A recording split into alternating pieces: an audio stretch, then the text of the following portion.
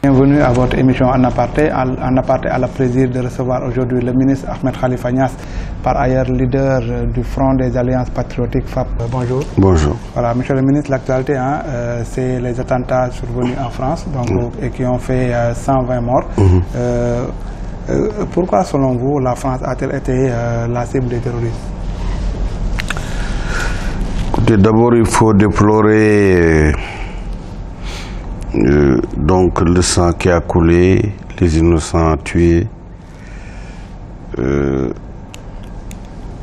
quelles que soient les péripéties de l'histoire.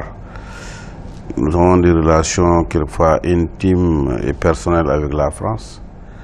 Moi-même, certains de mes enfants sont nés en France et ont des papiers français. Donc on ressent ça et vraiment nous faisons une fatiha en silence, autrement dit une minute de silence pour les morts. Mais je pense que la France est victime de sa classe politique.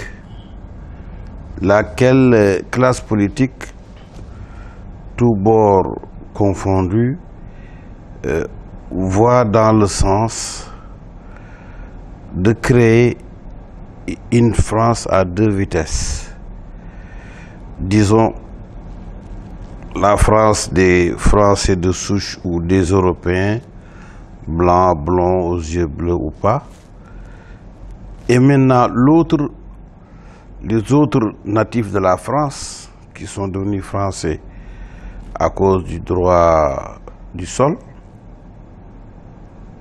mais qui sont traités comme des parias. Parce qu'aujourd'hui, prenez l'image suivante. Il y a de cela 6-7 ans, Sarkozy était ministre de l'Intérieur. Il y a eu les problèmes en banlieue. Il était en face de Français, enfants d'immigrés comme lui d'ailleurs, notamment le Malien et le Maghrébin qui sont morts dans le poste de police. Il a traité tous ces Français-là de racailles. Et comme c'était un mot magique, aujourd'hui, la France va à Raqqa pour bombarder sa propre racaille. C'est-à-dire que la France va bombarder des citoyens français en Syrie. Cette image recoupe, bien qu'il est différent dans le temps et dans l'espace, ce qui s'était passé avec l'Allemagne, qui a reproché aux Juifs d'être des Juifs, qui a pris d'ailleurs les Juifs français sous Vichy et qui les a purement et simplement gazés. Mais ils sont sortis hors de l'Allemagne et hors de la France, donc en Pologne, où a eu lieu la Shoah. Aujourd'hui, on pousse ces musulmans, il faut les appeler par leur nom, à la place des Juifs hier, aujourd'hui c'est les musulmans, qui sont poussés par je ne sais quelle opération des services français vers Raqqa. Parce que Raqqa et racaille, c'est presque le même mot. Et Sarkozy a utilisé le mot racaille exprès. De sorte qu'aujourd'hui, nous avons une catégorie de Français qui, plutôt que de reconnaître dans la Marseillaise, doivent se reconnaître dans une certaine bouillabaisse. L'hymne ne les concerne pas, parce que la terre ne les concerne pas. Parce que c'est ce déficit du droit. C'est lorsque Mohamed Charles écrit pour une même compétence, un même emploi, c'est que Mohamed n'a aucun droit. Ainsi de suite. Donc, je crois que, or, la classe politique presque est en course, qui qui, par exemple, exclut le plus ces Français bouillabaisse, il faut les appeler comme ça, ou ces racailles. Je crois qu'il y a un mal français profond. Alors que l'Amérique, elle, bien qu'il ait passé par une phase raciste, a remonté donc la pente, a eu raison de ses démons, et est allé jusqu'à mettre un noir à la tête des États-Unis. Voilà. Donc, monsieur le ministre, quand même, le président Hollande a annoncé beaucoup de mesures pour éradiquer le terrorisme, notamment le fait de déchoir un binational de sa nationalité. Est-ce que vous pensez que c'est une mesure efficiente vraiment pour lutter contre le terrorisme? C'est exactement cela. C'est-à-dire qu'on voit encore plus dans l'exclusion. Non seulement vous n'êtes pas français, vous n'êtes que de la racaille, mais aujourd'hui même, on modifie les lois comme un jeu de cartes pour même pouvoir vous enlever votre nationalité. Vous n'êtes que des Algériens et des Marocains en fin de compte. Vous n'êtes que des Mohamed et des Fatima dont nous ne voulons pas. Donc la France a stagné dans l'histoire. Parce que depuis 1000 ans, la France fait la guerre à l'islam. Il y a 1000 ans, c'était les croisades. Après les croisades, c'est la colonisation. Après la colonisation, c'est le plan Sykes-Picot. C'est la colonisation de l'Afrique du Nord. Entre les deux, c'est la campagne d'Égypte de Napoléon. C'est autant d'agressions sur l'islam jusqu'à aujourd'hui. Je crois qu'il faut avoir une lecture beaucoup plus profonde de ce qui s'est passé. Il n'y a, pour les enfants de musulmans, il n'y a pas de différence entre la gauche et la droite, entre Sarkozy et Hollande. Voilà. C'est toujours comment exclure ces gens-là de leur nationalité, de leur pays de naissance. Okay. Monsieur le ministre, ces événements rapportés au Sénégal, est-ce que vous pensez que le Sénégal court des risques, par exemple, court des risques par rapport un peu au terrorisme? Sérieusement, je vous dirais non. Pour une simple raison. Le terrorisme n'est pas aussi aveugle qu'on le pense. Il a une géographie. La géographie de ce qu'on appelle aujourd'hui le terrorisme, qui est le nom de l'EL ou de Al-Qaïda, Boko Haram ou tout ce que vous voulez, sa géographie correspond à celle du pétrole. C'est la Syrie et l'Irak, c'est là où il y a le pétrole. Ils ont sauté l'Égypte, qui n'a pas de pétrole, pour aller en Libye. De la Libye, ils sont allés au Mali, mais à la frontière algérienne. Parce qu'il y a Kidal, la Malienne, il y a Kidal, l'Algérienne. Donc, j'y sont. Après, au lieu de arriver au Sénégal, non, on va vers le Nigeria. On laisse la Guinée, presque la Mauritanie, si vous voulez, le reste du Mali, on laisse la Côte d'Ivoire, le Ghana, le Togo, le Bénin, le Libéria, même la Gambie. Normalement, tout ce qui menace le Sénégal menace la Gambie. Il y a un problème de logique. Mais comme le Sénégal est mimé, on mime toujours quelqu'un, on a notre Castro, on a notre Moïni, on a notre Saddam, et que nous voulons toujours être le reflet des autres. Peut-être qu'en provoquant un peu trop ces gens-là, qu'un kamikaze ou deux peuvent faire leur danse macabre, mais cette faute serait celle du pouvoir sénégalais, voilà, justement par rapport à qui a mal géré ses relations, sa communication, quelquefois sa diplomatie. Justement par rapport à ça, quand le ministre de l'Intérieur Abdoulaye Diallo annonce l'interdiction de la burqa, vous en dites quoi précisément? Non, la burqa n'est pas islamique. Parce que le prophète lui-même l'a interdit. Je l'ai écrit dans le hadith 1338. Certains prêcheurs disent qu'il y avait 2 épouses du prophète sallallahu alayhi wa sallam qui faisaient quand même la burqa. Donc moi, ce que j'ai dit, il y a un hadith décret du prophète. Et jusqu'à aujourd'hui, ce décret est appliqué. Aucune femme, vous pouvez regarder avec YouTube, les gens faire le tour de la Kaaba. Il y a 2 spécificités. C'est la mixité totale, hommes-femmes autour de la Kaaba.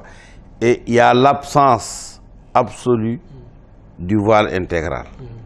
Toutefois, pour la sécurité des gens, celui qui est chargé de l'exécutif peut prendre toutes les décisions qui préservent les vies et l'intégrité et les biens des gens. Mais quand même, est-ce que le gouvernement ne risque pas de s'attirer les foudres quand même de ce qu'on considère comme des terroristes? Pas par une burqa qui n'est pas portée au Sénégal, qui n'est pas portée hormis quelques rarissimes personnes. Ce qui est important, c'est que le Sénégal n'est pas sur la carte géographique du terrorisme. Il ne faut pas qu'il les provoque. Mais le fait d'arrêter quelques imams, bon, enfin un imam, 2 imams ont été arrêtés. Est-ce que, pensez-vous que en fait, ces raisons étaient valables? Non, pas du tout, pas du tout. C'est qu'il n'y a aucun imam terroriste à travers le monde. Parce que imama et terrorisme, c'est 2 choses différentes.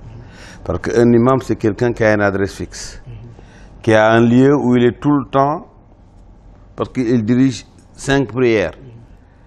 Donc 5 fois en 24 heures. Le vendredi, il prêche, il parle aux gens. Il ne faut pas confondre quelqu'un qui parle aux gens à quelqu'un qui tue les gens. Les gens ne vont pas affluer vers la mosquée pour se faire tuer là-dessus. C'est sans précédent, c'est loufoque si vous voulez. Voilà, Monsieur le ministre, nous allons parler de politique. On vous a entendu, depuis quelque temps, on n'entend pas le FAP en votre parti vraiment au devant de la scène. Qu'est-ce qui explique un peu? C'est plus le Ahmed Khalifa Niasse peut-être religieux qu'on entend, qu'on voit dans les médias, mais en tant que parti politique, on vous entend moins depuis l'élection. Écoutez, les partis politiques, ils fonctionnent selon l'atmosphère politique. Il y a une atmosphère politique viciée. Stagnante, il y a un silence inquiétant parce que le pouvoir est hermétique à l'autre. Il est hermétique à l'autre, il le rejette. Non seulement il n'y a pas de dialogue, mais disons que les gens sont même violentés, bastonnés même au sein de l'Assemblée, au sein du Parlement, au sein des saints.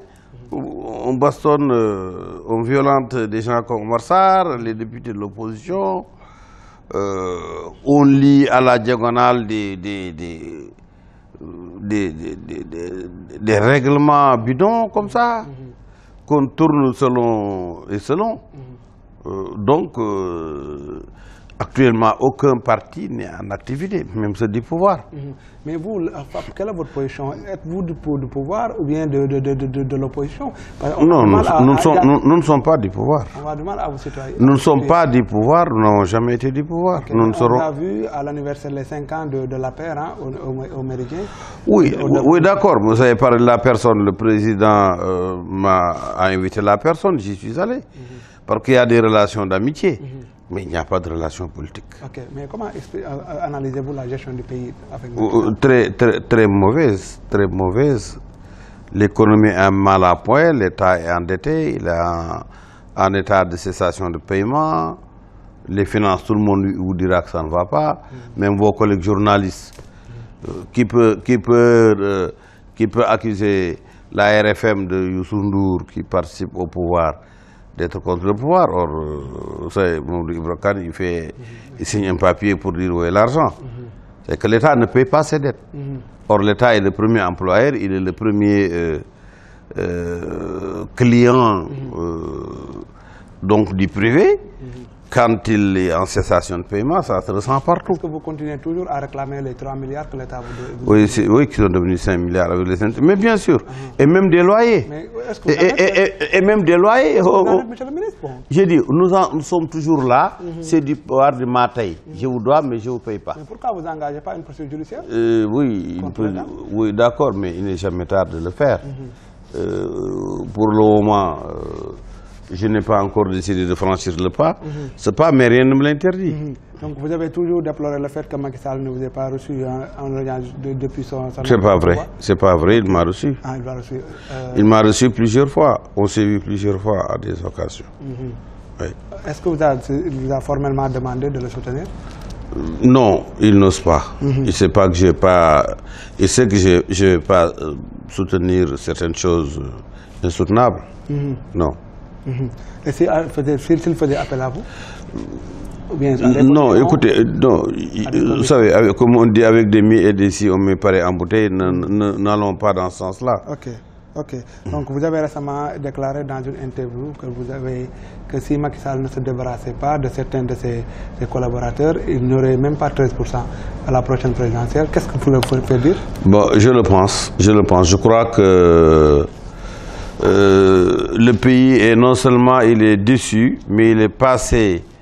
Maintenant, plutôt que d'être déçu, le pays est dégoûté de la manière dont le pouvoir se déploie. Il y a beaucoup de choses, il y a l'ethnocentrisme, il y a l'échec économique, il y a la non-communication, l'herméticité, il y a vraiment tout est lugubre. Oui. Pourquoi, selon vous, cette situation vicieuse, qu'est-ce qui l'explique, selon vous? Non, mais alors que de l'autre côté, on parle de embellie de l'économie, avec le ministre des Finances qui annonce 3 000 milliards. Est-ce que vous pensez concrètement qu'on a la capacité de collecter 300 000? Mais l'embellie ne peut pas être secrète. Hein? L'embellie, le beau temps, ce n'est jamais secret. Quand ça se passe dans un mouchoir de poche, c'est tout sauf une embellie. Voilà, donc quand même vous avez été très proche de l'ancien président libyen Mouammar Kadhafi. Aujourd'hui, au regard de ce qui se passe en Libye, quel est le sentiment qui vous anime? Ah, évidemment que bon, ce qui s'est passé, on ne peut pas revenir en arrière. Ce qui est important est que le président Kadhafi et son âme a construit une Libye et que d'autres sont venus après lui pour la détruire. Et le premier, c'était la France. La France a détruit la Libye. Voilà, aujourd'hui la Libye est en ruine. Et certainement la France donc se prépare à venir gagner des marchés pour reconstruire cette même Libye qu'elle-même a détruit. Malheureusement, ce cercle vicieux-là, il est là. Peut-être une dernière question, monsieur le ministre. Quel regard portez-vous un peu sur la situation, sur l'éducation, sur la situation sociale, un peu, voilà, délétère? Oui, mais vous savez, c'est le même mot et c'est partout. Soit l'éducation, le tourisme, l'économie, l'industrie, tout. Tout est libre, tout va avoir l'eau. Est-ce que c'est un problème, selon vous, c'est un problème de leadership, un problème de management, un problème de système? Oui, c'est-à-dire qu'il y a des accompagnements, des compagnonnages contre nature. L'extrême gauche, la gauche, des libéraux, des gens qui, en fin de compte, sont sans foi ni loi, qui sont autour d'un festin. Ouais. Est-ce que vous pensez, par exemple, parlant d'alliance contre nature, est-ce que vous pensez que Benno Bokk Yakaar quand même va survivre à la prochaine présidentielle? Selon vous, est-ce que vous pensez que chaque Macky doit se débarrasser, donc, par exemple, de ses alliés, par exemple, comme le PS, qui annonce qui annonce un candidat à la prochaine présidentielle? Je crois que lorsque les Sénégalais en auront l'occasion, ils se débarrasseront et de Macky et de ses alliés. Je vous remercie, monsieur le ministre. Voilà, je vous remercie, chers internautes, d'avoir bien suivi l'émission. Je vous donne rendez-vous la semaine prochaine, Inch'Allah.